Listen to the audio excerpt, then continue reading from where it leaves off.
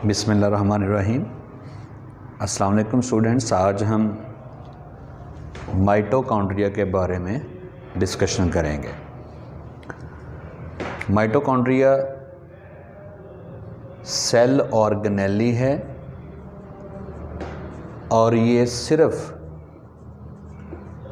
Eukaryotic cell में ही पाई जाती है, क्योंकि ये मेम्ब्रेनस ऑर्गेनेली है और हम जानते हैं मेम्ब्रेनस ऑर्गेनेलीज प्रोकैरियोटिक सेल में मौजूद नहीं होती, इसलिए सिर्फ यूकैरियोटिक सेल में ही पाई जाती है। ये इसलिए बहुत इम्पॉर्टेंट हैं कि इनको सेल का पावर हाउस कहा जाता है, क्योंकि इन्होंने सेल के लिए एनर्जी जनरेट करनी है। सेल में एटीपी एनर्जी का ये सोर्स है, इसलिए इनको सेल का पावर हाउस कहा जाता है। इस ऑर्गेनेली की शेप कैसी होगी? तो इसकी शेप वेरिएबल है। डिफरेंट सेल में माइटोकॉन्ड्रिया की शेप भी डिफरेंट होगी, लेकिन रेंज होगी। उस रेंज के हिसाब से देखा जाए तो माइटोकॉन्ड्रिया स्फेरिकल या वेसिक्यूलर भी हो सकते हैं।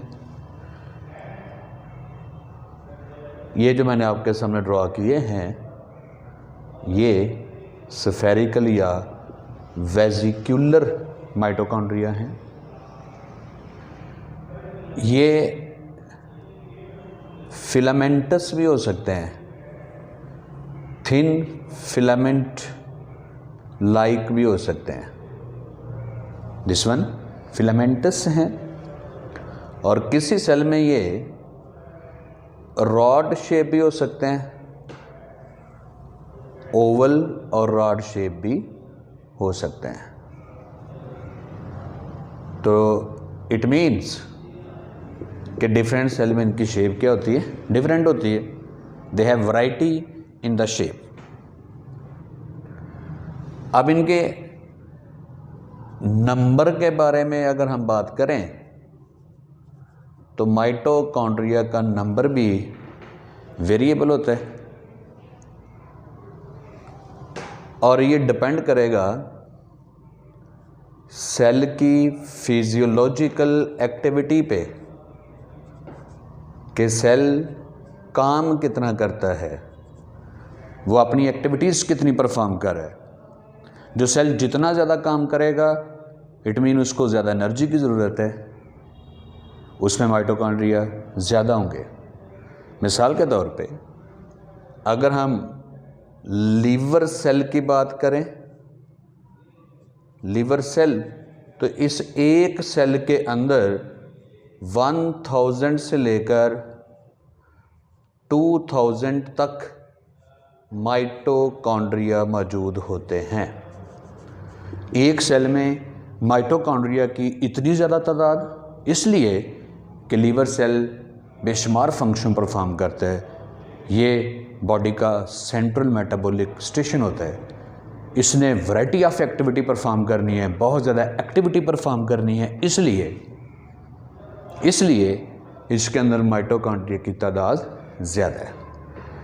और अगर हम इसका कंपैरिजन ईयर लोब सेल के साथ करें, ईयर लोब सेल, हमारे ईयर की जो ये लोब है, इसके सेल कितनी की एक्टिविटी परफॉर्म करते हैं? जिससे इसमें माइटोकॉन्ड्रिया की तादाद चंद एक ही है, फ्यू माइटोकॉन्ड्रिया। और यहाँ पे आपके लिए एक बड़ी मज़ेदार टर्मिनोलॉजी भी है कि सेल के अंदर मौजूद तमाम माइटोकॉन्ड्रिया को कलेक्टिवली कॉन्ड्रियोम कहा जाता है। कि किसी सेल में total number of mitochondria, collectively हम उसे क्या कहेंगे? कॉन्ड्रियोम। तो नंबर भी वेरिएबल है, शेप भी वेरिएबल है, और इसका माइटोकॉन्ड्रिया का साइज भी वेरिएबल है। स्पेशली नंबर और साइज, ये दोनों सेल की मेटाबॉलिक एक्टिविटी पे डिपेंड करते हैं। जो सेल जितना ज़्यादा एक्टिव होगा, उसमें माइटोकॉन्ड्रिया ज़्यादा भी होंगे और लार्ज साइज के भी होंगे। माइटोकॉन्ड्रिया की स्ट्रक्चर की बात कर लें। माइटोकॉन्ड्रिया इनवेलप्ड ऑर्गेनेली है। इनवेलप्ड इसलिए इसको कहा जाता है कि इट कंसिस्ट ऑफ 2 मेम्ब्रेन्स। इसके इर्द गिर्द 2 मेम्ब्रेन होती हैं। अब ये दोनों मेम्ब्रेन्स एक दूसरे से डिफरेंट हैं। अगर हम इसको एक डायग्राम की शक्ल में बताएं माइटोकॉन्ड्रिया की स्ट्रक्चर, तो वो एक बड़े वाज़ेह तरीके से हम एक्सप्लेन कर सकते हैं। ये माइटोकॉन्ड्रियन है, दिस वन, और ये इसकी आउटर मेम्ब्रेन है।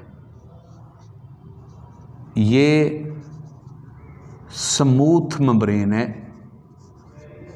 इसके ऊपर कोई प्रोजेक्शन बज़ाहिर आपको नज़र नहीं आएगी, इसको स्मूथ मेम्ब्रेन कहा जाता है।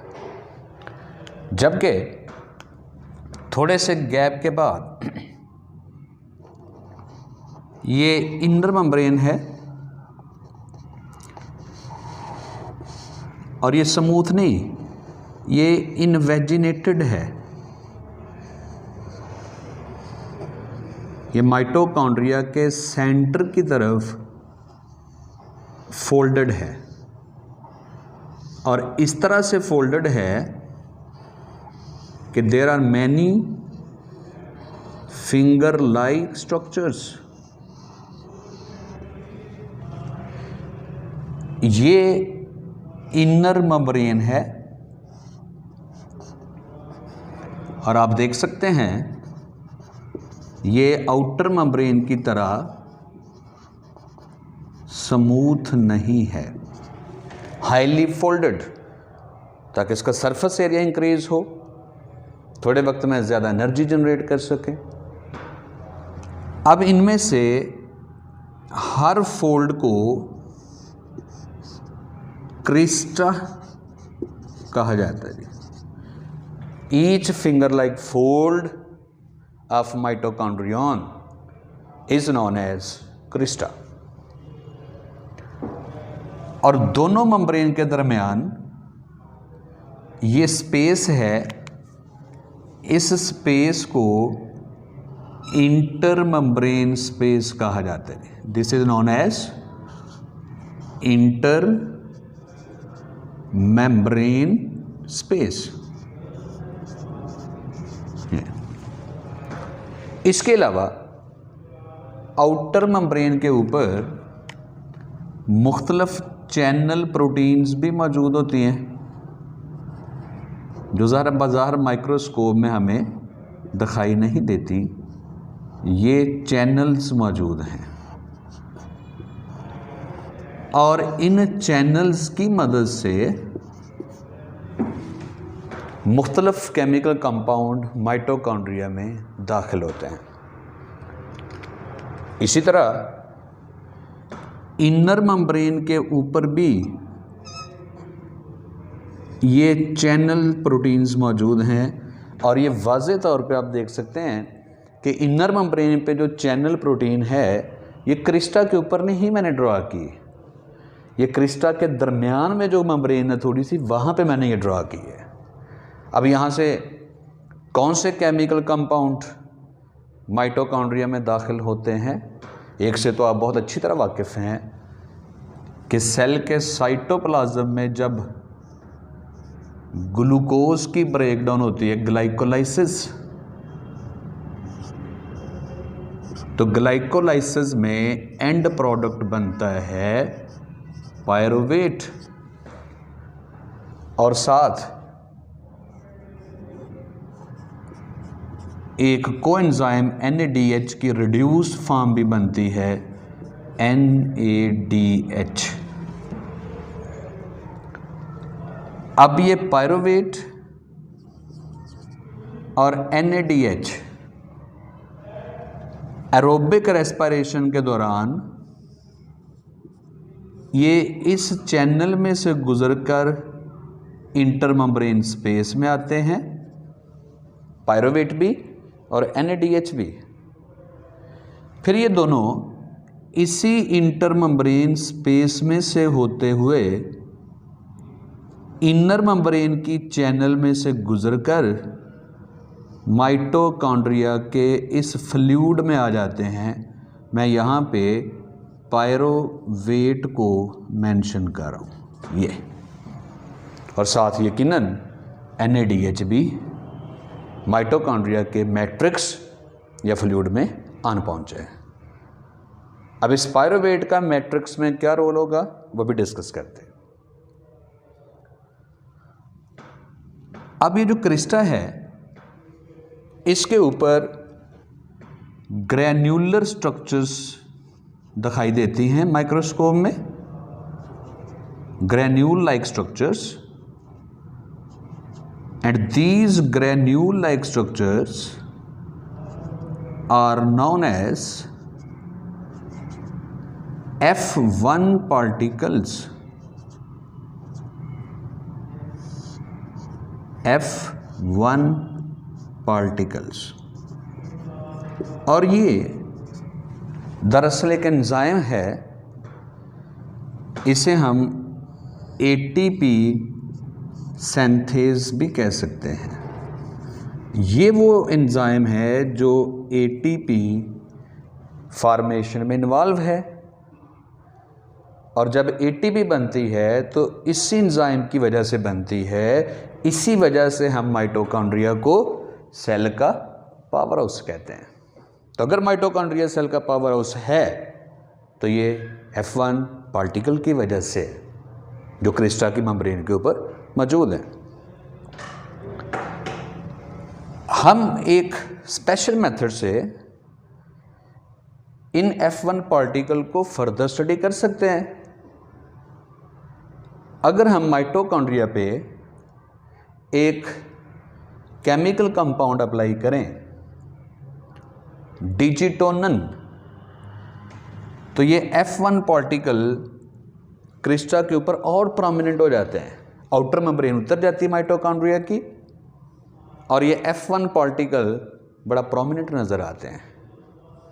एक और आपके लिए बड़ी इंटरेस्टिंग बात यह है कि जब माइटोकॉन्ड्रिया की आउटर मेम्ब्रेन रिमूव कर दी जाए फिर उसको माइटोकॉन्ड्रिया नहीं कह सकते, फिर उसे एक और नाम दिया जाता है, दैट इज माइटोप्लास्ट।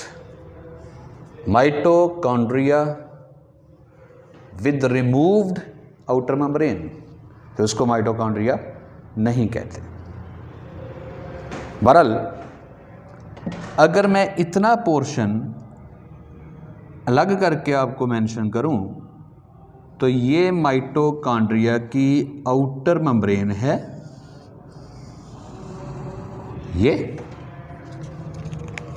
और ये इनर मेम्ब्रेन जो मैंने रेड कलर में शो की माइटोकॉन्ड्रिया की इनर मेम्ब्रेन है। और इस इनर मेम्ब्रेन पे ये इन्वेजिनेशन है जिसे आप क्रिस्टा कह रहे हैं। This is known as crista, this is crista. दोबारा आप देख लीजिए, ये है आउटर मेम्ब्रेन, मैं इसको एब्रीवेशन में मेंशन कर रहा हूं, outer membrane. This is inner membrane, और ये इंटर मेम्ब्रेन स्पेस है, इंटर मेम्ब्रेन स्पेस। अब इस क्रिस्टा के ऊपर जो F1 पार्टिकल है वो दरअसल ये नॉब लाइक स्ट्रक्चर है। ये knob like structure ATP synthase enzyme या F1 पार्टिकल है, और इस एंजाइम का एक पोर्शन ये वाला ये क्रिस्टा मेम्ब्रेन के अंदर धंसा हुआ है, उसके अंदर एम्बेडेड है, ये जो अंदर एम्बेडेड पोर्शन है इस एंजाइम का, इससे F0 पार्टिकल कहा जाता है। और ये लॉलीपॉप लाइक स्ट्रक्चर जो बाहर प्रोट्रूडेड है, उभरी हुई है, इतने पोर्शन को आप कहते हैं F1 पार्टिकल। चूंकि प्रोमिनेंट पोर्शन ये प्रोट्रूडेड पोर्शन है जो बाहर को उभरा हुआ है, इसी के नाम की बेस पे ओवरऑल नाम हमने क्या रख दिया, दैट इज F1 पार्टिकल। बाकी इस मेम्ब्रेन के ऊपर क्या है, इलेक्ट्रॉन ट्रांसपोर्टिंग प्रोटीन्स हैं, और इन इलेक्ट्रॉन ट्रांसपोर्ट प्रोटीन्स की अरेंजमेंट चेन लाइक है, इसलिए इनको कलेक्टिवली इलेक्ट्रॉन ट्रांसपोर्ट चेन कहा जाता है, या इनको रेस्पिरेटरी चेन भी कहा जाता है। और बाकी इस क्रिस्टा के इर्द गिर्द ये फ्लूइड है जिसे हम माइटोकॉन्ड्रिया का मैट्रिक्स कहते हैं, दैट इज माइटोकॉन्ड्रियन मैट्रिक्स।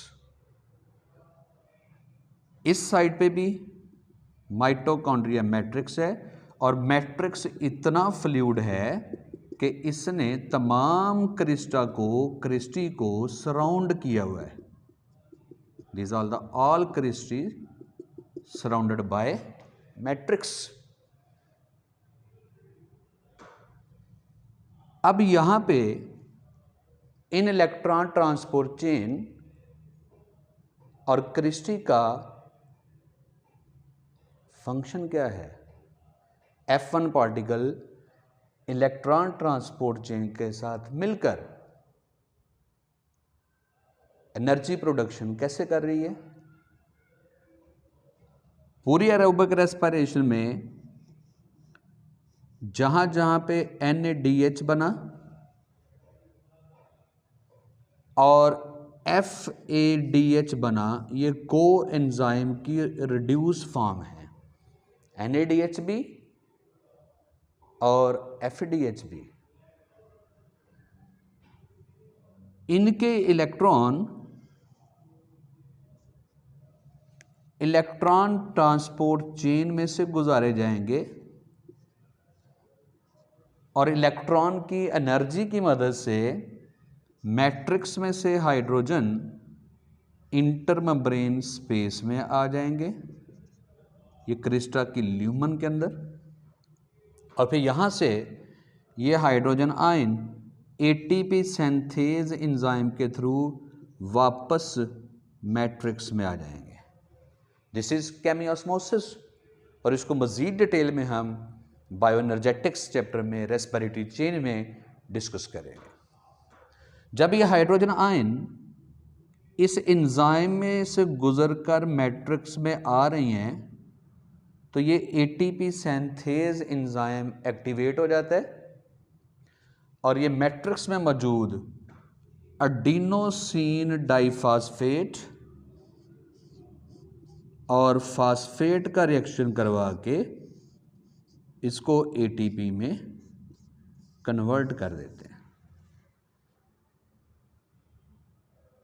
तो ये माइटोकॉन्ड्रिया के इनवेलप की स्ट्रक्चर है। अब हम आ जाते हैं फ्लूइड के अंदर, मैट्रिक्स के अंदर। तो इस मैट्रिक्स में आपको राइबोसोम्स भी मिलेंगे। माइटोकॉन्ड्रिया के मैट्रिक्स में राइबोसोम्स हैं, और ये राइबोसोम का साइज प्रोकैरियोटिक राइबोसोम के बराबर है, that is 70 Svedberg unit, 70S। इसी तरह मैट्रिक्स के अंदर DNA, सर्कुलर DNA भी मौजूद है। Here is the circular DNA। Mitochondria के अंदर राइबोसोम और DNA की प्रेजेंस शो कर रही है। ये मौजूदगी सबूत है कि किसी ज़माने में माइटोकॉन्ड्रिया एक प्रोकैरियोटिक सेल था, एक सेपरेट सेल था। फिर ये किसी और प्रोकैरियोटिक सेल में एंटर हुआ, वहां पे इसने म्यूचुअलिस्टिक सिम्बियोटिक रिलेशन कायम कर लिया और तब से ये सेल की ऑर्गेनेली है। और ये एवोल्यूशन का एक बड़ा पॉपुलर हाइपोथेसिस है, एंडोसिम्बियोटिक हाइपोथेसिस। डीएनए और राइबोसोम की मौजूदगी एक और बात जाहिर कर रही है कि माइटोकॉन्ड्रिया सेल्फ रेप्लिकेटिंग ऑर्गेनेली है। It is self replicating organelle. इसका मतलब यह है कि माइटोकॉन्ड्रिया की डुप्लीकेशन न्यूक्लियस का डीएनए कंट्रोल नहीं करता। सेल डिवीजन के दौरान जब तमाम ऑर्गेनेली डुप्लीकेट होती हैं, उनकी तादाद डबल होती है, तो माइटोकॉन्ड्रिया अपनी डुप्लीकेशन खुद करता है। डुप्लीकेशन के लिए जो प्रोटीन, जो एंजाइम इन्वॉल्व हैं, वो माइटोकॉन्ड्रिया खुद सिंथेसाइज कर सकता है, क्योंकि इसके पास जीन्स भी हैं, डीएनए भी है और राइबोसोम भी हैं। इसलिए इसको सेल्फ रेप्लिकेटिंग ऑर्गेनेली कहा जाता है। उसके अलावा मैट्रिक्स के अंदर को एंजाइम मौजूद हैं, that is NAD and FAD। को एंजाइम मौजूद है और यहां पे मैट्रिक्स के अंदर ही बेशुमार एंजाइम हैं। जैसे यहां पे पायरोवेट की ऑक्सीडेशन होनी है और फिर क्रेब साइकिल मुकम्मल किया जाना है। क्रेब साइकिल, पायरोवेट की ऑक्सीडेशन हो या क्रेब साइकिल हो, ये दोनों माइटोकॉन्ड्रिया के अंदर ही सरंजाम पाते हैं। इट मीनिंग के एंजाइम, दोनों प्रोसेसेस के एंजाइम कहां पे पड़े हुए हैं? माइटोकॉन्ड्रिया के मैट्रिक्स में है। इसी तरह फैटी एसिड का मेटाबॉलिज्म, फैटी एसिड का, लिपिड्स का मेटाबॉलिज्म भी माइटोकॉन्ड्रिया में होता है, क्योंकि इस प्रोसेस के एंजाइम भी मैट्रिक्स के अंदर ही डिसॉल्व्ड है। तो मुख्तसरन बात अगर हम करें, इन शॉर्ट, इस सारी बात का खुलासा यह है कि मेजर फंक्शन माइटोकॉन्ड्रिया का एटीपी एनर्जी प्रोड्यूस करना है, इसको पावर हाउस कहा जाता है। वरना इसके सेल के अंदर और भी बेशुमार काम है, पायरोवेट की oxidation, Krebs cycle, fatty acid metabolism. That's all about mitochondria. Thank you very much. अपना ख्याल रखिएगा। अस्सलाम वालेकुम।